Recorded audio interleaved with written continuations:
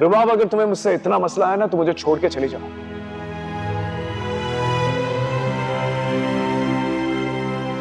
लेकिन तुम जाओगी कहां? तुम्हारे आगे पीछे तो कोई है नहीं। मुझसे झगड़ा करके जिस बहन के पास जाओगी ना, 2 दिन में तुम्हें भगा देगी वो।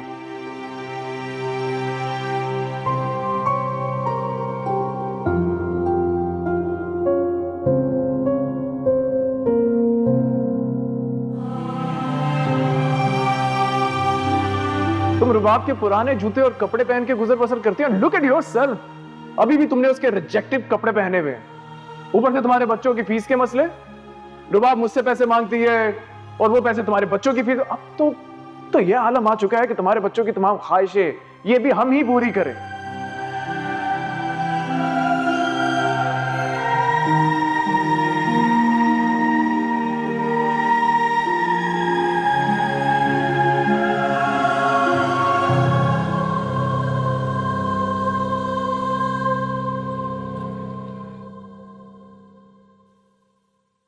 अस्सलाम वालेकुम बाजी।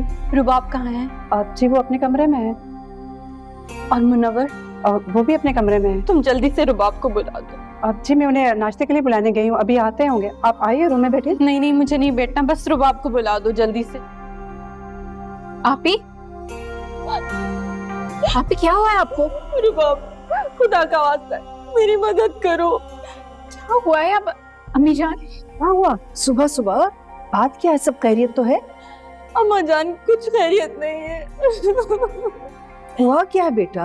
आपी कुछ तो बताएं। रुबाब, 1 हफ्ते से आबिद की तबीयत बहुत खराब है। बुखार उतरने का नाम ही नहीं ले रहा। मैंने उनको दवाई भी दी, मगर तो बेटा उसको किसी और डॉक्टर को दिखाओ, ठीक हो जाएगा।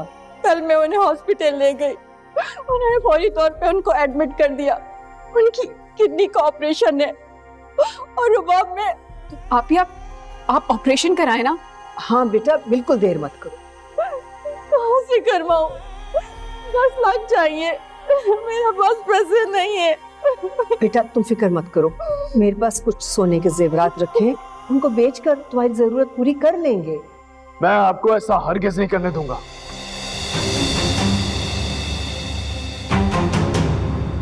वो सोने के जेवरात मेरी मेहनत की कमाई से खरीदे गए हैं। मैं इन धोखेबाजों पे लुटने नहीं दूंगा। तुम्हारा दिमाग तो ठीक है, वो धोखा क्यों देगी?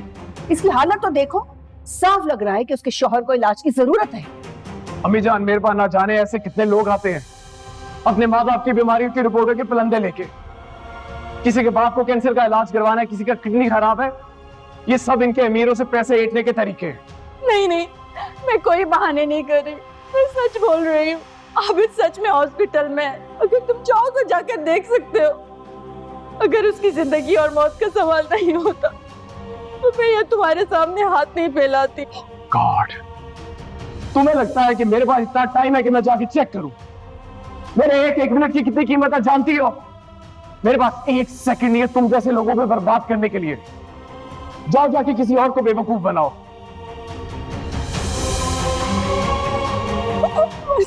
आप 1 मिनट फिक्र मत करो, अल्लाह से। मुनव्वर प्लीज, आपको अल्लाह का वास्ता आबिद भाई को बचा लें प्लीज। वो ड्रामे कर रहे हैं, ऐसा कुछ भी नहीं है। आप डॉक्टर से खुद बात कर लेना। क्या हो गया तुम्हें लगता है मैं इतना फारिग हूं? मुनव्वर प्लीज। रुबाब, मैंने तुम्हें मना किया था ना कि तुम आमना से नहीं मिलोगी। उसे उसके हाल पे छोड़ दो। उसके मसले मसाइल में पड़ोगी तो अपनी जिंदगी को जहन्नम बना लोगी। ये जो कुछ भी उसकी जिंदगी में हो रहा है, ये उसकी अपनी नालायकी की वजह से है। ये सब उनकी अपनी कामचोरी की वजह से है। ये तुम्हारी नाक़िस अक्ली है। ये भी तो हो सकता है कि तुम्हारे दिल को सख्त करके, दूसरों के दुख दर्द को समझने से महरूम करके, तुमसे तुम्हारी इंसानियत छीन के अल्लाह ने तुम्हें सजा दी, तुम्हारे तकब्बुर की सजा। अम्मी जान, अल्लाह जब भी किसी को ना आजमाइश, दुख या बीमारी भेजता है ना, तो उस इंसान के हजारों गुनाह झड़ते हैं, अल्लाह की रहमतें नाजिल होती हैं उस पर। मुझे ना अभी कोई बहस नहीं करनी, ना आपसे ना रुबाब से फैसला हो चुका है, यहाँ पे कोई किसी की मदद नहीं करेगा। अल्लाह तुम्हें हिदायत दे मुनव्वर। तुम जानते हो, तुम्हारे इस तकब्बुर से ना मुझे बहुत खौफ आता है। रुबा बेटा, तू फिक्र मत करो, जब तक मैं जिंदा हूं कुछ ना कुछ कर कर उसका इलाज जरूर करवा दे। खबरदार, अम्मी आपने या रुबाब ने किसी ने भी उसकी मदद करने की कोशिश की, आप मुझे चैलेंज कर रही हैं अम्मी। आपने आज तक मेरी सारी सक्सेस, सारी मेहनत, सारी तगदो, सारी ब्लेसिंग्स को आपने कभी अप्रिशिएट नहीं किया, कभी नहीं मुझे सराहा, बल्कि उल्टा इसको मेरी सजा और मेरी आजमाइश कहती रही हैं आप। आपको अपनी सगी औलाद से ज्यादा हमेशा क्यों हमदर्दी है इन लोगों से? मैं तुम्हारी इस्लाह कर रही हूँ बेटा। बस अम्मी बस, इस्लाह कर रही है। आपने मुझे आज तक दिया ही क्या है? कुछ भी नहीं, बल्कि आप इस आलीशान महल में रह रही हैं, ऐश कर रही हैं आप, आपके पास हर चीज है, लेकिन आपने मेरा कभी शुक्रिया अदा नहीं किया, कभी आपको एहसास नहीं हुआ, और यही हरकत अब मेरी बीवी कर रही है। ये खूब है, आपको सारी साइशें फराहम की जाए, बल्कि आपके वो सारे फुकरा, गरीब गुरबा जो आपके हमायती है, उनको भरने का भी ठेका नहीं उठा लूं। तुम हमेशा से अपने माँ बाप की नाशुक्री तो करते आए, लेकिन अल्लाह को भी खफा कर रहे हो। जिसकी मखलूक है ना, वो उनके हाल से वाकिफ है, वो किसी को अकेला नहीं छोड़ता। ओके, तो ठीक है फिर, आप में से जिसने जिसकी मदद करनी है वो करे, लेकिन मेरे पैसों में से कोई कुछ नहीं लेगा और किसी की मदद नहीं करेगा, खसूसन आमना की, वरना मेरे बाप को तलाक दे दूंगा।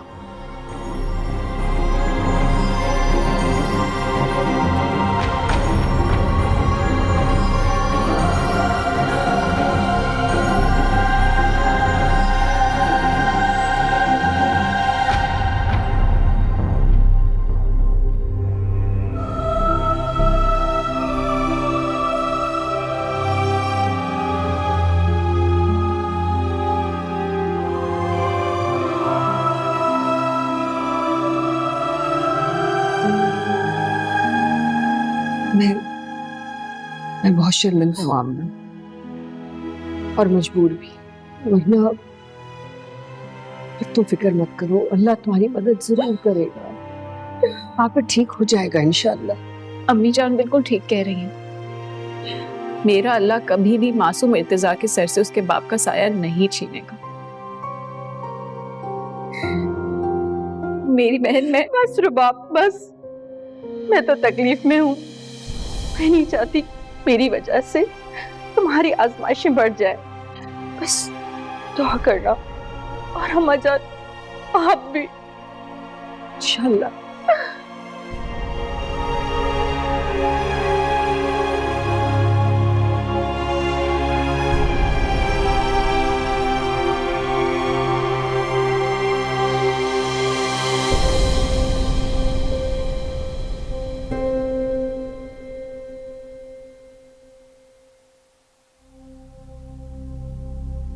या अल्लाह, आबिद भाई को बिल्कुल ठीक कर दे।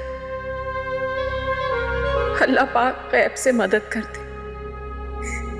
मेरी बहन का सुहाग सलामत रखना, इर्तिजा के सर पे उसके बाप का साया सलामत रखना। आमीन।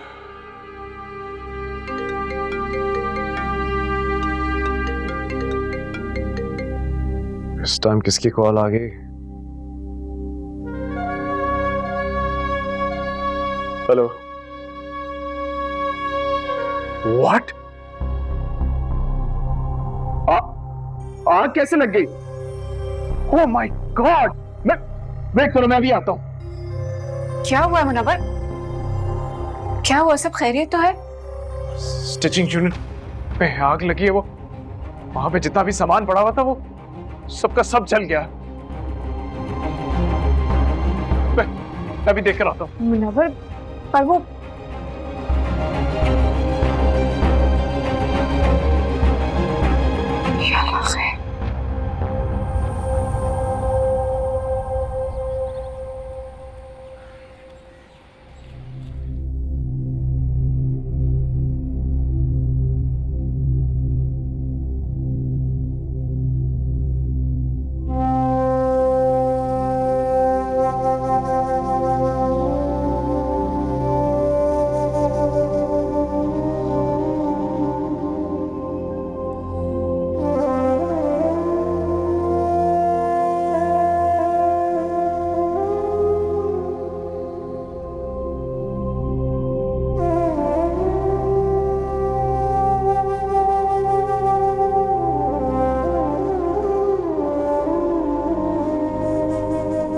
मुनव्वर,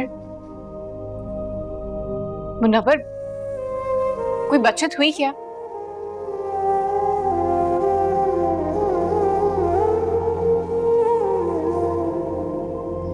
मुनव्वर कुछ बोलो।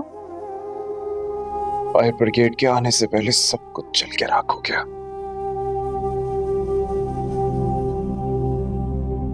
एक शॉर्ट सर्किट से इतनी तबाही। अरे तो इंश्योरेंस भी नहीं करवाई हुई थी। कितना नुकसान हुआ है तुम्हारा?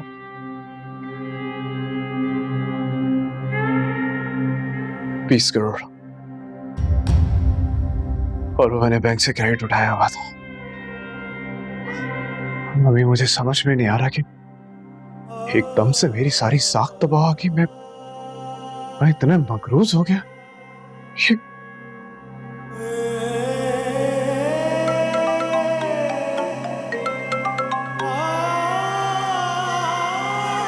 आप ही की कॉल आ रही है। हाँ जल्दी से उठाओ। देखो आबिद की तबीयत तो खैरियत से है ना? अस्सलाम वालेकुम। आप ही सब ठीक तो है? और आबिद भाई, मैं कोशिश करती हूँ कि मैं जल्द से जल्द हॉस्पिटल आ जाऊँ। आबिद भाई की तबीयत बहुत बिगड़ गई है। चलो रुबाब, हम अस्पताल जाते हैं। उसको अभी हमारे हौसले की जरूरत है। बहुत मुश्किल वक्त में वो बेचारी, उसका शौहर जिंदगी की आखिरी सांसें ले रहा है। चलो।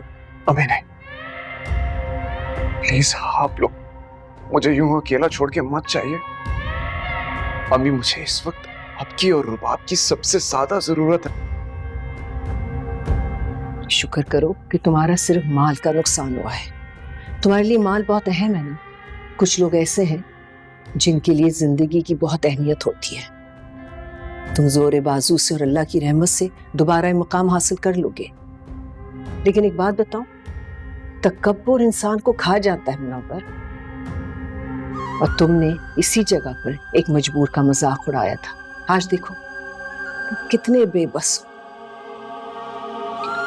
अम्मी जान, फिक्र मत करो मुनव्वर, हम आमना को एक पैसा भी नहीं देंगे। देखो हम तो खाली हाथ जा रहे हैं।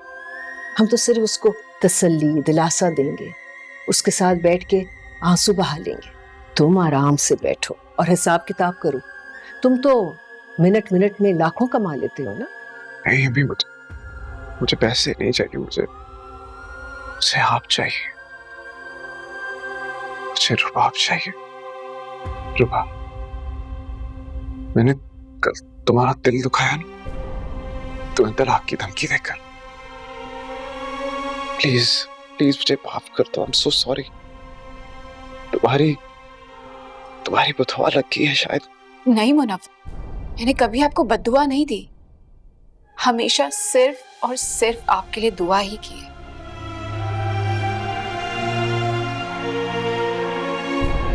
फिर ये सब मेरे साथ। खैरात, सदका और नेकी इंसान पे आने वाली हर मुश्किल को उस तक पहुंचने से पहले उसको रोक देती है। अगर कल तुम आबिद के ऑपरेशन के लिए पैसे दे देते ना, तो तुम्हारी ये नेकी तुम्हारी इस मुश्किल को टाल देती। लेकिन अफसोस, तुमने तो नेकी का मौका ही जाया कर दिया मुनव्वर। हम लोगों को तो एहसास ही नहीं होता कि अल्लाह हम सबको ऐसे मौके देता है मुनव्वर। हमारी नेकी किसी की आसानी तो बाद में बनती है बेटा, लेकिन हमारी तकलीफ का अजाला पहले करती है। कुछ लोग आसानी से समझ आते हैं अम्मी, और कुछ लोग मेरी तरह सजा पाके।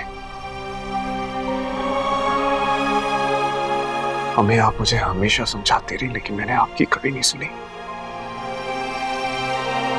मैं अपनी कामयाबी के तकब्बुर में इस कदर अंधा हो चुका था कि मुझे और कुछ दिखाई नहीं देता था अपने सिवा।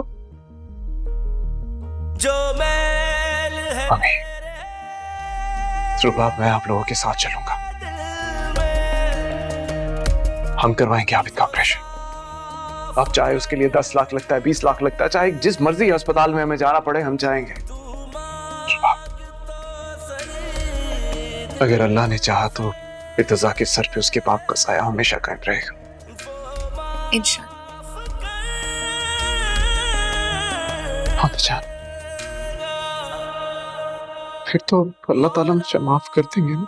वो मुझसे नाराज तो नहीं होंगे ना? वो नहीं बेटा, अल्लाह की राह पे लौटने वाले से अल्लाह बहुत खुश होता है और जो उसके बंदों पे रहम करता है ना, उस पर तो बहुत मेहरबान होता है अल्लाह।